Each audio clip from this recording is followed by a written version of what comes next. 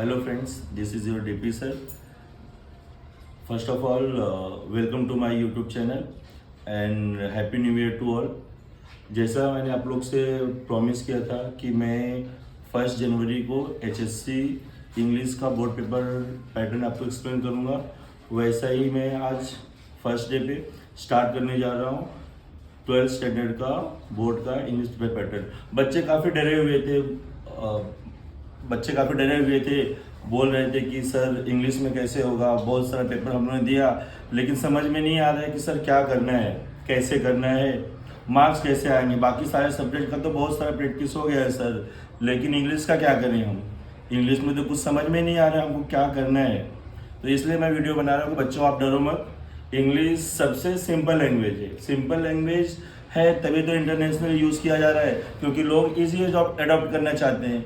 तो अगर ये सिंपल है तभी लोग इंग्लिश को अडॉप्ट किया गया है इंटरनेशनली। तो ज़्यादा कुछ है नहीं, बस थोड़ा सा आप ध्यान देंगे, इंग्लिश तो आपका ऐसे यूँ चुटकियों में हो जाएगा। तो बिना टाइम वेस्ट किए स्टार्ट करते हैं 12th स्टैंडर्ड का इंग्लिश का बोर्ड का पेपर पैटर्न। तो बच्चों सबसे पहले है सेक्शन 1 जो है प्रोज। प्रोज में आपको आएंगे same passages. Same passages means जो आपने टेक्स्ट बुक पढ़ा है, जो आपने साल भर मेहनत किया, टेक्स्ट बुक पढ़ा है। अच्छा नहीं पढ़े हो तो भी टेंशन नहीं, पढ़े हो तो वेल एंड गुड, नहीं पढ़े हो तो भी टेंशन मत लीजिए। आराम से हम लोग इंग्लिश में से 50 से 60 मार्क्स गेन कर लेंगे, कोई टेंशन की बात नहीं है। सेक्शन 1 प्रोज सेक्शन में पहला जो क्वेश्चन है, read the exact and complete the activities given below. ये आपको आएंगे 16 मार्क्स से। 16 मार्क्स डिवाइडेड रहेगा 12 और 4 में। वो कैसे मैं बताता हूँ आपको। क्वेश्चन नंबर ए का 1 में आपको मोस्ट पॉसिबल क्वेश्चंस मैंने बताए हैं आपको, मैंने 5 इयर्स के पेपर स्टडी किए हैं, उसके हिसाब से मैं आपको बता रहा हूँ कि इस फर्स्ट के ए का जो आंसर है ना, आप ऐसा समझ के चलो कि सीन पैसेज नहीं अनसीन पैसेज है, तो भी आप आराम से 2 नंबर निकाल लोगे। कैसे? पैसेज आपने रीड किया है एक बार समझने के लिए, उसी में से आपको true false, choose 2 correct statement, arrange the proper sequence, ये आपको इजीली पता चल जाएगा। नहीं पढ़े कोई टेंशन मत, अनसीन पैसेज है, बिंदास। ये आपका 2 मार्क्स कंफर्म। उसके बाद A2 में आएगा आपको 1 word, wave diagram, answer the questions, match the column, ये सब आएंगे। ये सब भी आएंगे आपको 2 मार्क्स के। ये भी अगर आपने पैसेज एक बार पढ़ा है आसानी से ये 2 मार्क्स कर लिया आपने। उसके बाद A3 में आपको आएगा give 1 word, interpret the statement from the exact, give reason, prove supporting details. ये सब भी पैसेज बेस्ड होंगे, ये आपको 2 मार्क्स देगा। टोटल मतलब 6 मार्क्स का आपका हाथ में। आपने पैसेज नहीं पढ़ा है तो भी, टेक्स्ट बुक कभी छुए नहीं हम लोग तो भी। चलो अब आ जाएंगे क्वेश्चन नंबर A4 जैसा मैंने जो इंग्लिश पढ़ाया है आपको, उसमें मैंने आपको आइस ब्रेकर्स भी कराते आया हूँ। ये आइस ब्रेकर मैं आपको डे 1 से बता रहा था कि हम लोग इसीलिए कर रहे हैं कि हमको पर्सनल रिस्पॉन्स वाले क्वेश्चन करने हैं।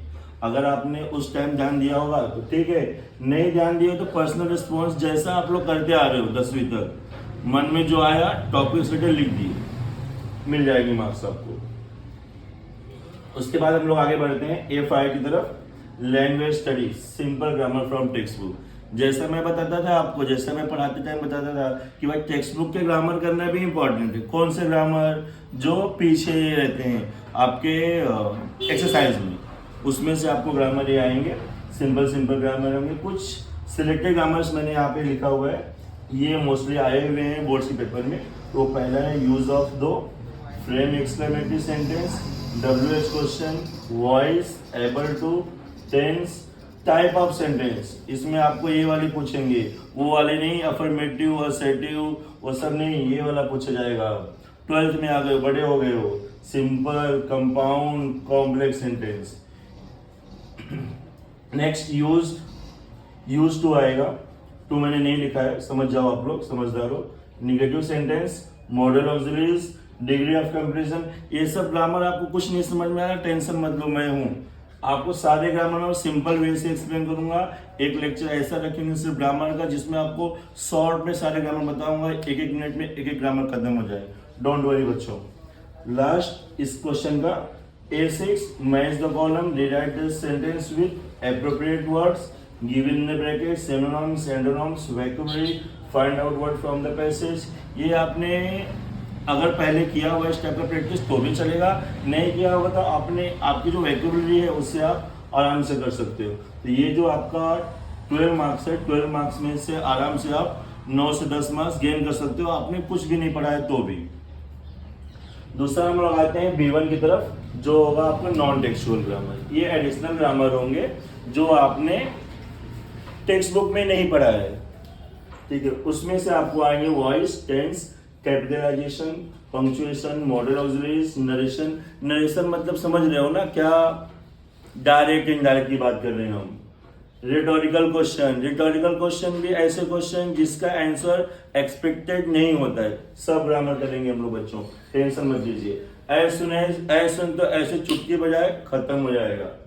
उसके बाद WH question, unless, use of it, बहुत ही सिंपल ग्रामर आराम से हम कर लेंगे। उसके बाद ऐसे आपको 3 क्वेश्चन आएंगे, एक क्वेश्चन होगा 1 मार्क का, इट मीन्स आपको ये देगा 3 मार्क्स। उसके बाद B2 में फिक्स क्वेश्चन है, कौन सा, स्पॉट एरर। अच्छा, आप पूछोगे सर स्पॉट एरर मतलब क्या, गलती पहचानो। गलती पहचानो मतलब कुछ ना कुछ उसमें गलत लिखा हुआ होगा, मे बी टेंस हो सकता है, या फिर कैपिटलाइजेशन, या फिर पंक्चुएशन। ये होगा 1 मार्क का, ये B2 में ये फिक्स क्वेश्चन यही आएगा, इसके अलावा कुछ नहीं आएगा आपको। अब आगे बढ़ते हैं क्वेश्चन नंबर 2 के A की तरफ। ये होगा सेम टू सेम, किसके जैसा, क्वेश्चन नंबर 1 जैसा हम लोगों ने किया, सारे क्वेश्चन आपको सेम टू सेम आएंगे। ये होंगे 12 मार्क्स के और ये पूरा सेक्शन होगा 18 मार्क्स का। ये 12 मार्क्स सेम क्वेश्चन नंबर 1 के जैसे। अब क्वेश्चन नंबर 2 का B में होगा summary writing. Sir summary writing कैसे करें? समरी राइटिंग करने का बहुत सारा आइडिया है आपको, लेकिन इसका कुछ सिस्टम होता है, तरीका होता है, मैं आपको नेक्स्ट वीडियो में बताऊंगा। आपको जो डाउट्स आएंगे, जिस ग्रामर में आपको डाउट्स लग रहा है, जो ग्रामर आपको डिफिकल्ट लग रहा है, आप मुझे कमेंट में मैसेज करना, मैं आपको उसका सोल्यूशन दूंगा। समरी राइटिंग ये जैसा कि आपको ऐसा समझ सकते हैं कि आपको 300 रुपये मिल रहे हैं एक हफ्ते के पॉकेट खर्च, उसमें आप अपने खर्चे चला रहे हो। उसके बाद पेरेंट्स ने आपको बोला कि अब तुझे 100 रुपये मिलेंगे, तो आप क्या करोगे? आपके जो अननेसेसरी खर्चे हैं उसको कम करेंगे। सेम वैसे ही करके आपको, जैसे आप पॉकेट खर्च में मिनिमाइज करोगे, वैसे ही आपको ये मिनिमाइज करना है। तो आप क्या करोगे? जो मेन चीज़ें वो खरीदोगे, जो अननेसेसरी चीज़ें वो नहीं खरीदोगे। वैसे आपको समरी राइटिंग करना है, आराम से हो जाएगा।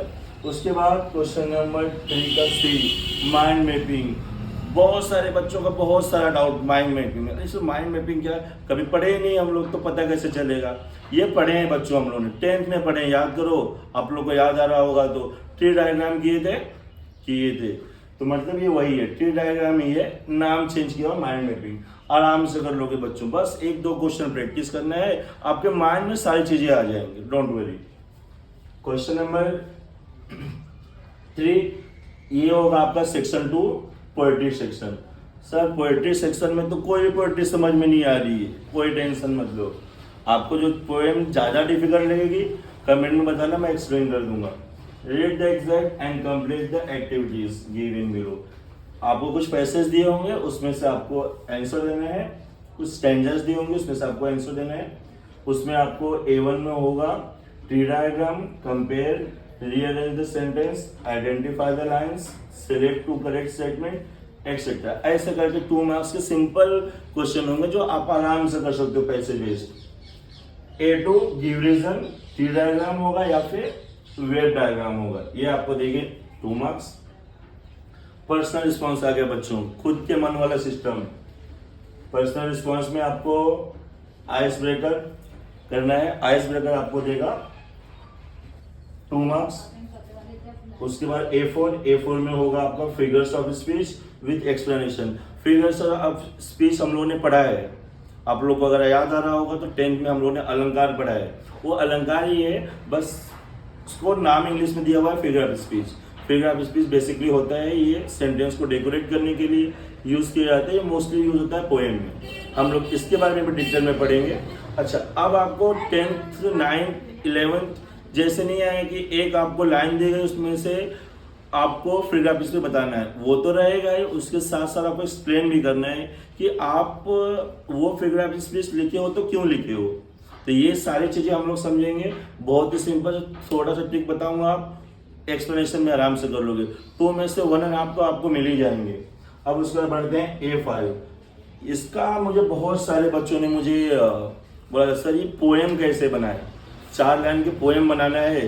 पोएम कैसे, 1 लाइन तो हम अच्छे से लिख ही नहीं पाते हैं, 4 लाइन की पोएम खुद के मन से कैसे लिखेंगे। ये भी बहुत आसान है बच्चों, बस हमें कमी है प्रैक्टिस की। हम सारे सब्जेक्ट का प्रैक्टिस करते हैं, अकाउंट्स हो गया, इको हो गया, ओसी हो गया, लेकिन इंग्लिश की प्रैक्टिस आपने कितना किया है, ईमानदारी से बताओ।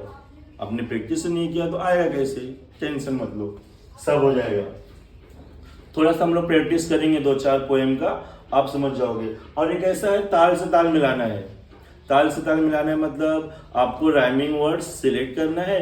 राइमिंग वर्ड्स सिलेक्ट करके 2 राइमिंग वर्ड्स का पेयर सिलेक्ट कर लीजिए, उसको आपको एंडिंग में लिखना है। बाकी पोएम लिख लोगे आप, तो लिखने में तो स्मार्ट हो, कोई टेंशन की बात नहीं। अब आ गया एप्रिसिएशन। एप्रिसिएशन में आपको टॉपिक्स क्या लिखना है वो आप लोग ध्यान रखिए। बाकी आप लोगों ने डाइजेस्ट वगैरह में देखा होगा, 1 पेज 1.5 पेज वैसा कुछ लिखने की जरूरत नहीं है। 4 मार्क्स के लिए एग्जामिनर को पता है तुम 2.5 पेज 3 पेज लिखोगे, वो वर्थ नहीं है। आप ये देखिए कंटेंट में लिखना है क्या, आपको जो थीम है, सेंट्रल आइडिया है, उसमें से 5-6 लाइन लिख दो। बाकी पोएट का नाम, राइमिंग स्कीम क्या है, ये सारी चीज़ें जो डिटेल में है वो लिख दो बस। उसके बाद हम बढ़ते हैं सेक्शन 3 जो है writing skill. Sir writing skill का तो कुछ भी समझ में नहीं आया, राइटिंग स्किल तो कुछ भी समझ में नहीं आया हमको। पेपर दिए, पेपर में तो ये तो समझ में नहीं आया सर, करें क्या उसमें। 12 टॉपिक दिए हुए, तो बच्चों आप ये टेंशन मत लो, 12 टॉपिक है लेकिन करना है आपको सिर्फ और सिर्फ 4 ही करना है। तो अभी 12 को मत कंसीडर करो, आपको 4 करना है। अभी आपकी पढ़ाई हुई नहीं है ज़्यादा, आपको ऑप्शन तो मिलने वाले हैं ना 12 में से, ऐसा तो नहीं कि 12 को 12 करना है। 12 में से आपको करना है 4, हर सेक्शन में आपको 3 में से 1 आएगा, तो 3 में से 1 ही करना है। अभी हमारे पास टाइम नहीं कि हम तीनों प्रैक्टिस करें, करना तो 1 ही है, तो हम वही प्रैक्टिस करेंगे जो हमें करना है। तो मैं आपको इसमें बताऊंगा कि कौन से क्वेश्चन में कौन सा क्वेश्चन आपको ज़्यादा आसान होगा और ज़्यादा मार्क्स देगा। तो उस हिसाब से चलते हैं। पहला question number 4, complete the activities as per instructions given below. Attempt any one. ये 3 टॉपिक आपको दिए होंगे, तीनों में से कोई एक अटेम्प्ट करना है। और उसमें virtual message, statement of purpose, group discussion. Sir virtual message क्या होता है, स्टेटमेंट ऑफ पर्पस क्या है, ग्रुप डिस्कशन क्या है, ये मुझे नहीं पता, कुछ टेंशन मत लो। Statement of purpose, group discussion जो मैंने अलग कलर में लिखा है, और एक वर्चुअल मैसेज जो मैंने ब्लू कलर में लिखा है। राइटिंग स्किल में से आपको जो मैंने ब्लू कलर में लिखा है वही करना है। इसमें से आप करोगे वर्चुअल मैसेज। वर्चुअल मैसेज मतलब फायदे का सौदा। फायदे का सौदा कैसा है, क्योंकि इसमें आपको लिखना कम है, मार्क्स ज़्यादा मिलेंगे। बाकी सारे राइटिंग स्किल में लिखना ज़्यादा है, मार्क्स कम मिलेंगे। इसमें आपको लिखना कम है, मार्क्स ज़्यादा मिलेंगे। तो ये हमारे लिए फायदे का सौदा है। ये वर्चुअल मैसेज क्या होता है, राइटिंग स्किल का वीडियो बनाऊंगा, उसमें डिटेल में एक्सप्लेन करेंगे। ठीक है। नेक्स्ट क्वेश्चन नंबर भी वापस से वही क्वेश्चन, वापस से 3 टॉपिक, 3 में से एक करना है। Email, report writing, interview. अच्छा, ये इंटरव्यू देख के हमको ध्यान आया कि हम लोग ने 10th में भी किया इंटरव्यू क्वेश्चन, सेम वही करना है। ये बच्चों इसको तो आप रट लो।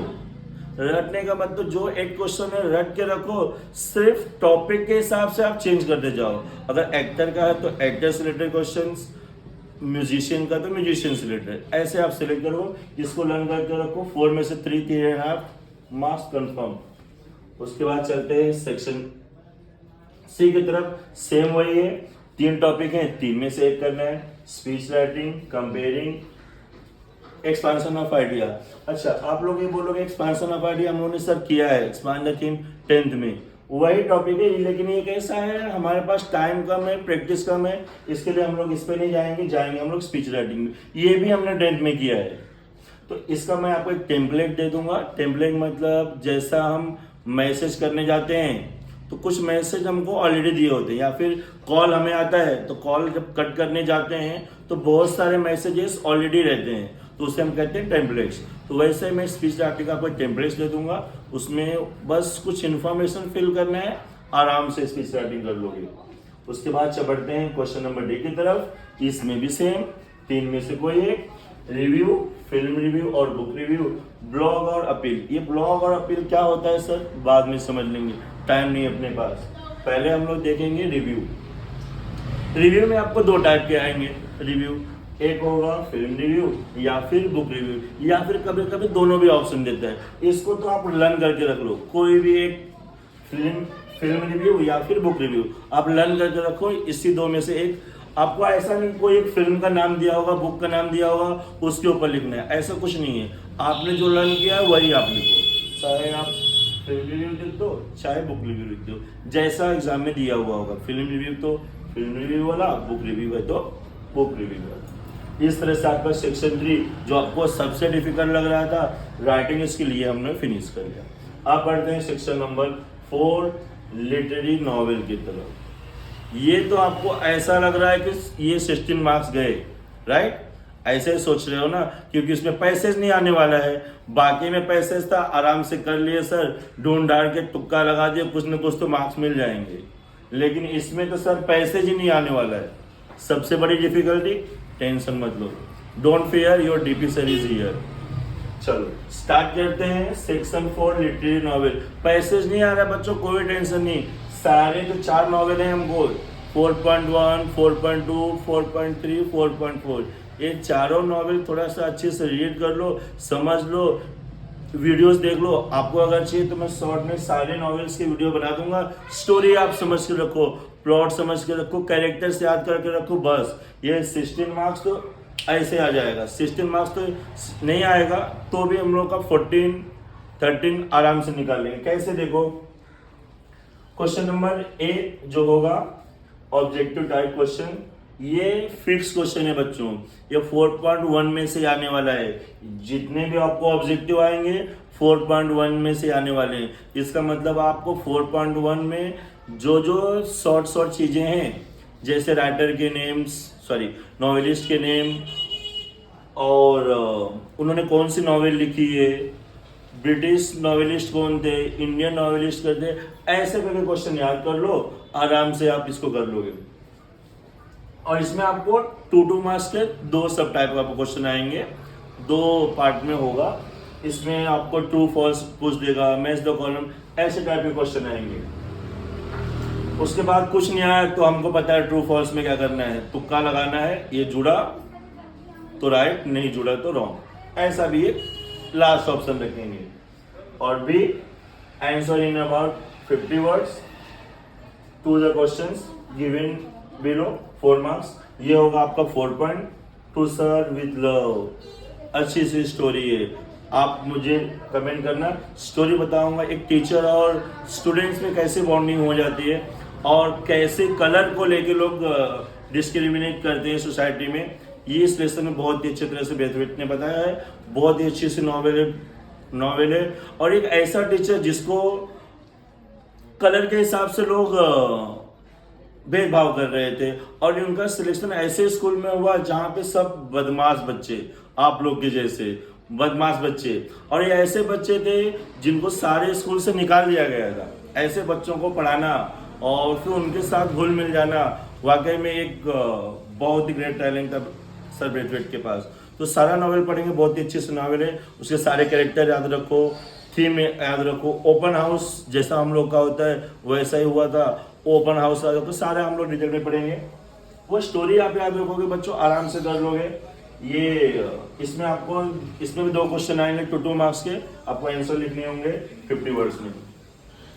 फिर आया question number C, answer in about 50 words to the questions given below. ये आपको देगा 4 marks. 4.3 around the world in 80 days. ये भी बहुत अच्छी सी नॉवेल है। इसमें जो होता है बेड लग जाती है फ्रेंड्स में, और बेड को पूरा करने के लिए बोलते हैं ना अपना सब कुछ न्यौछावर कर देते हैं, और फाइनली फिर उनको टाइम ट्रेवल के बारे में इसमें बताया गया है। टाइम ट्रेवल के बारे में आपने मूवी देखी होगी 24, जैसे उसमें टाइम पीछे जाता है, वैसा टाइम पीछे नहीं जाएगा, लेकिन होगा ऐसे जब स्टोरी एंड होगी तो उसमें बताया जाएगा कैसे हम एक कंट्री से दूसरे कंट्री में जाते हैं, कैसे टाइम डिफ्रेंशिएट हो जाता है, और उस वजह से जब ये लोग पहुंचते हैं तो इनको ऐसा लगता है कि ये लोग एक दिन लेट हो गए, लेकिन एक दिन पहले पहुंच गए होते हैं। कुछ ऐसा होता है कि जब पुजारी के पास भेजते हैं अपने जो मेन कैरेक्टर हैं, तो कुछ ऐसा हो जाता है, उनको पता चलता है कि भाई मंडे को बेट फिनिश होनी थी, ये लोग संडे को ही पहुंच गए। फिर अचानक में ट्विस्ट आ जाता है, सारी चीज़ें अच्छी हो जाती हैं। वो भी हम डिटेल में करेंगे नेक्स्ट वीडियो में, आप लोग की रिक्वेस्ट पे करेंगे, लेकिन ऐसे करेंगे नहीं। Last question number D, answer unit same चीज चलती रहेगी, लेसन अलग रहेंगे, जिसका नाम है 4.4 साइन ऑफ 4। सबसे बड़ा लेसन और सबसे ज़्यादा इंटरेस्टिंग लेसन लगेगा इसमें, क्राइम थ्रिलर मिस्ट्री सारा कुछ मिलेगा आपको, सारा कुछ करेंगे और बहुत अच्छे से करेंगे आप लोग की रिक्वेस्ट पे। तो इस तरह से बच्चों मैंने सारे पेपर पैटर्न आपको एक्सप्लेन कर दिया, होप कि आपको समझ में आया होगा। अगर कुछ नहीं समझ में आया, कुछ डाउट है आपको, तो मुझे आप कमेंट में पूछ सकते हैं। और बहुत सारे वीडियो आएंगे, बहुत सारा सपना है, बहुत सारा रिवोल्यूशन लाने का बच्चों के माइंड में, जो इंग्लिश को लेके खासकर जो चल रहा है। मैंने बहुत सारे बच्चों, लगभग 22 साल से जो मैं पढ़ा रहा हूँ, तो मैंने ऑब्जर्व किया है, हर सब्जेक्ट बच्चे कर लेते हैं, लेकिन इंग्लिश में बहुत डरे हुए होते हैं। सारा डर निकलेगा बच्चों आपको, और सबसे सिंपल लैंग्वेज है, आप टेंशन मत लीजिए। आपको बोलते हैं ना, पैर के नाखून से लेके सर के बाल तक हर एक चीज़ बताऊंगा इंग्लिश में, जितना मुझे नॉलेज है मैं आपके साथ शेयर करूंगा। थैंक यू फॉर वॉचिंग, मिलते हैं अगले वीडियो में। Thank you all, thanks.